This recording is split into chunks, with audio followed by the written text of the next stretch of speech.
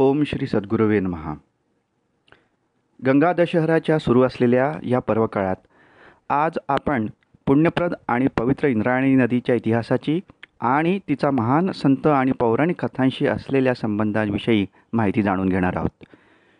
इंद्रायणी नदी जी महाराष्ट्राच्या पुणे जिल्ह्यातून वाहते, लोणावळ्याजवळील कुरवंडे गावाजवळ सह्याद्रीच्या रांगेत सुरू होते आणि ऐतिहासिक तुळापूर गावाजवळ कृष्णा नदीची उपनदी असलेल्या भीमा नदीला जाऊन पूर्वेकडे वाहत जाते.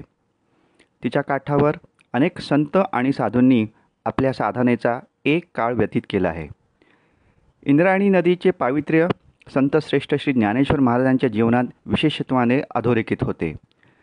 श्री क्षेत्र पैठण येथे भगवद्गीतेवरील सर्वश्रेष्ठ भाष्य म्हणजेच ग्रंथराज श्री ज्ञानेश्वरी सांगून झाल्यावर माऊलींनी इंद्रायणी नदीच्या काठावर आळंदी येथे संजीवन समाधी घेतली आणि हे तीर्थक्षेत्र पवित्रम ठरावे एवढे महत्त्व या नदीला मिळाले. आजही लाखोंच्या संख्येने हरीचा गजर करत अनेक भक्त आळंदीत दाखल होतात आणि या तीर्थापाशी येऊन सुखावतात.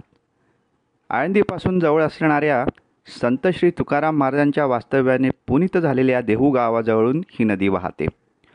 याच इंद्रायणी नदीच्या पाण्यात संत श्री तुकाराम महाराजांनी रचलेले अभंग काही कर्मठ व मत्सरी देहूकरांनी बुडवल्यानंतरही याच नदीने तारले व तुकाराम गाथा ही वंदनीय ठरवली.